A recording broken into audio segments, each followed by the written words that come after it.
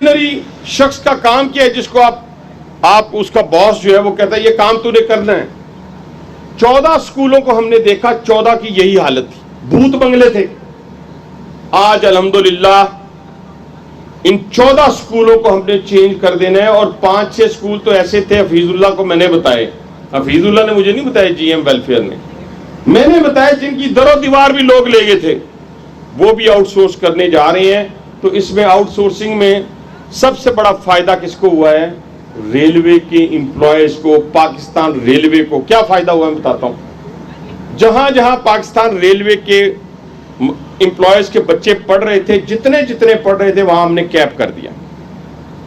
یہاں 400 تھے یا 300 تھے, ہم نے تیمور مرزا صاحب کو کہا اس کو 400 کر دیں, انہوں نے 400 کر دیں. لاہور میں ایک جگہ 700 تھے, 700 کیپ ہو گئے. اب وہ بچہ, میں یہاں نہیں بتاتا وہ کتنی فیس دیتا تھا, آپ خود پتا کر لیجیے, وہ اتنی فیس دے گا, لیکن ساتھ بیٹھا ہوا 60,000 دے, 80,000 دے, لاکھ دے, 40,000 دے, اس میں ہم گراس جو ارننگ ہوگی, ارننگ ہی کہتے ہیں نا, اس کے اوپر ہمارا جو ہے وہ پروفٹ ہوگا. اب کہنے سے مراد یہ ہے کہ ہم نے اپنے بچوں کو بھی محفوظ کر لیا, لیکن ان کو کوالٹی ایجوکیشن بھی دے دی اور کوالٹی انوائرمنٹ بھی دے دی. یہ تمام 26 کے 26 جو کمرے ہوں گے, رومز ہوں گے, یہ اے سی والے ہوں گے. یا مزدور کا بچہ بیٹھا ہوگا, اس نے وہی یونیفارم پہنا ہوگا. باتیں کرنا آسان ہوتا ہے, وزٹ کرنا بھی بڑا آسان ہے.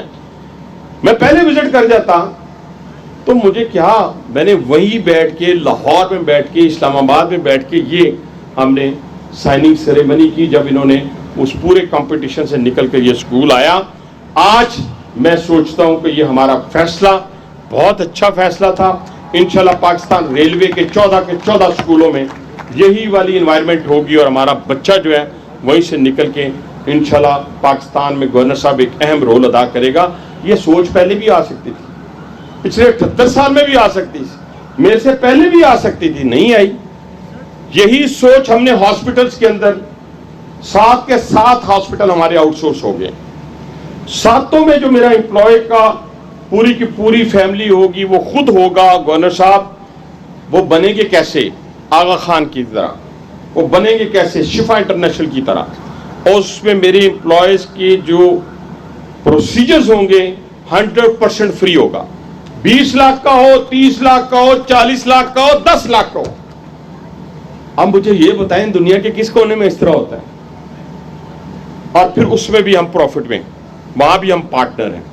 رائل فارم میں بھی ہم اس کو بھی آؤٹ سورس کرنے جا رہے ہیں. ہماری ٹرینز آؤٹ سورس ہو رہی ہیں, ہمارے اسٹیشن صاف ہو گئے ہیں.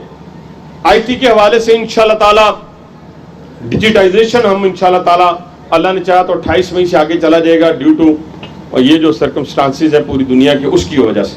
ورنہ پورا پاکستان ریلوے 28 مئی تک پورا ڈیجیٹائز ہو جانا تھا, لیکن انشاءاللہ تعالی 1 مہینہ اور لگ جائے گا ڈیجیٹائزیشن میں, وہ بھی انشاءاللہ مکمل ہم کریں گے.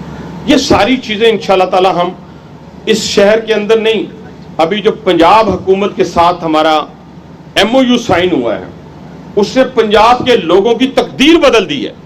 اور اس اپنی بہن کو میں آپ کے سامنے اپریشیٹ کروں گا, وزیر اعلیٰ پنجاب کو, کہ جنہوں نے پورے پنجاب کو انٹیگریٹ کر دیا ہے پاکستان ریلوے کے ساتھ, اور پاکستان ریلوے نے پورے پنجاب کو انٹیگریٹ کر دیا. کیسے؟ 9 روٹس جو ہیں, لاہور سے شدرہ ہو, لاہور سے نارووال ہو, سیالکوٹ ہو, فیصل آباد ہو, کوٹ ادو ہو, کشمور ہو, ڈیرہ غازی خان ہو, سرگودا ہو, جھنگ ہو, رائیونڈ ہو, کوئی جگہ بھی نہیں چھوڑی. جہاں جہاں سے ہمارا ٹریک گزر رہا ہے, پنجاب حکومت اس میں انویسٹ کرے گی, اور وہ لا کر DMU چلائے گی. اور وہ DMU اسی طرح لگے گا جیسے آپ انٹرنیشنل سٹینڈرڈ کی کسی ٹرین میں بیٹھے ہیں. میں بذات خود اس خوبصورت کیمپس کے اندر اپنے بڑے بھائی کو مدعو کروں گا, گورنر سندھ نہال ہاشمی صاحب سے میری گزارش ہے کہ وہ آئیں اور اپنے زرعی جو اقوال ہیں ان سے ہمیں نوازیں. تھینک یو سو مچ. اعوذ باللہ من الشیطان الرجیم, بسم اللہ الرحمن الرحیم. اقرأ باسم ربک الذی